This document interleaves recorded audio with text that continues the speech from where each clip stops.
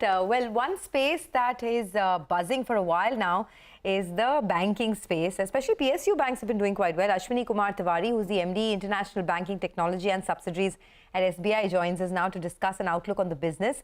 Mr. Tewari, good morning and thanks a lot for joining us. Credit growth is back, definitely. But is it coming in with higher risk? Can you give us, just to kickstart the interview, a synopsis of what's going on with the banking industry at the moment? What kind of credit growth are we looking at? Yes, so as you know that for us, we grew about 15% last quarter, but the banking sector itself has been growing in this range between 10 to 15%. Some banks more than 15 and some slightly short. But overall, compared to the last year, the growth is pretty good. And therefore, as you're rightly saying, credit growth has come back. Now, to your point on whether the risk has increased, I don't think so. In fact, I would argue that the pricing of the risk, which was a concern in the quarter 3 and 4 of last year when people were chasing good assets and quoting very low prices, that has been corrected to some extent because the bond market again is not giving very good prices to a lot of companies, and they are coming back to banks. So this is another trend. Similarly, the foreign forex loans, which were very, very popular earlier for the lower cost, that has also gone up in cost. So people are now preferring domestic loans and the corporates are coming back to banks. So that is a new trend we have seen the last couple of quarters. And that is what is pushing this growth apart from retail, which continues to grow well. Just had a follow-up there because, we've talked about growth, but I also want to talk a little bit about what's happening on the asset quality side. For the sector as a whole, PSU banks, asset quality has definitely improved, especially in quarter 1.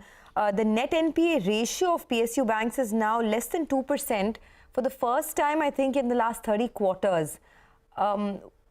What do you see as the way forward as far as asset quality? Will these trends continue to improve? And I'm asking more with respect to, the recoveries and upgrades that have been quite healthy this quarter around.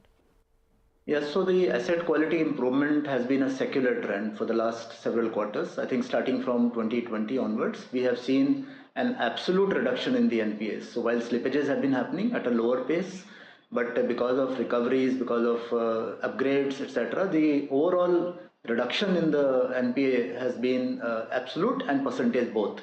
And that's why you see the number you quoted below 2% net NPA. And for us, we are below 4% gross and about 1% net. So that's very, very good for us as well. And what we are seeing is 2-3 things here. One is that the legacy book of NPAs, which were there for a long time, the late 2000s and the early 2010-11, those NPAs, when they were created, they were recognized in a bulk in about 2016-17, especially when the AQR came in. And after that, the banks have been trying to recover and settle, and this process has now come to its final lap. And therefore, what you see now is some big tickets still remaining, but largely at the resolution end. And secondly, what is happening is the banks have tightened up their risk management, and as a result, now they are much more careful in giving loans on projections which may not bear out and which seem to be very positive. So, combination of risk management tightening and the limits tightening, and also the fact that the earlier recovery for the last struggle of the last 5 years is now in the final round. Both of these have led to this situation, and I guess this is going to continue. Mr. Tewari, the last quarter numbers met street expectations. By the way, those are shots of the listing, it's a good listing. It was expected to be a good listing. Sirma is the company which has made it to the market. Is essentially in the same, not in the same exact space like Dixon, Amber, etc., but similar. And we'll have the management with us later. 27% higher on day one. The numbers in terms of subscription, etc., were super strong, and it's kind of responded in the way that you would expect to the subscription numbers. A lot of demand for that one. So 281 is where it is at, as compared to I think 225 or so where they sold stock at. So we'll come back to that in a bit. Mr. Tewari, thanks for waiting. Just a quick bit. Q1 numbers met expectations, but before that, for 5, 6, 7 quarters, SBI made it a habit of beating expectations, analyst expectations, by a wide margin. Is the pace of improvement broadly going to kind of slow down now, or what should we expect? Yes. Our numbers will be good, and we'll actually. I mean, while I don't comment on what the street expectations are, I think from our own standards and what the targets we set for ourselves, we'll do better, because this quarter one, as you're well aware, the major outlier factor for us, which slightly pulled down our net profit, was the mark-to-market provisions we made, and that's a large number for us. And going forward, because the interest rate hikes, some of that is still to happen. Or may happen. So therefore, there will be some more impact, but I think we have done the bulk of it. And here on, from quarter two onwards, I think our results should be aligned to whatever targets we set for ourselves, and hopefully they will beat the street expectations as well. Okay. Resolutions have slowed down a bit, Mr. Tewari. Why is that? Why has the pace of resolution slowed down? And how many cases at SBI do you expect to see resolutions for by the end of FY23?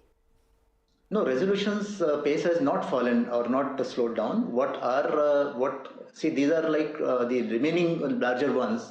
They take time to resolve, and there are multiple iterations, multiple challenges in the courts, in the NCLT, etc. So these happen when they happen, and therefore, for example, we had a large recovery in a power asset last month, rather earlier this month, and that's the outcome of the last 2 years of effort. So there were many assets like this which are in final stages, and they may take a couple months more. But my sense is that the forward movement in other resolutions is continuing, and we will see good recoveries as we go forward as well. I don't know if you gave a number, but would net interest margins in 23 be better than 22? Yes, they should be, because as the interest rates are rising, generally the way it happens is that the loan, and since our loan book is now quite a bit of it is connected to the external benchmark, and both external benchmark and the MCLR both have risen in response to the hikes. I think the net interest margin to that extent will rise, because the deposit catches up with a lag. So therefore, initially there'll be a pickup, and over time it will obviously settle down to the usual numbers we've been having, which is between 3 to 3.5. That's the number we've been having. All right. Thank you very much, sir, for joining us. Good speaking with you, and good luck. So that's the management of State Bank of India.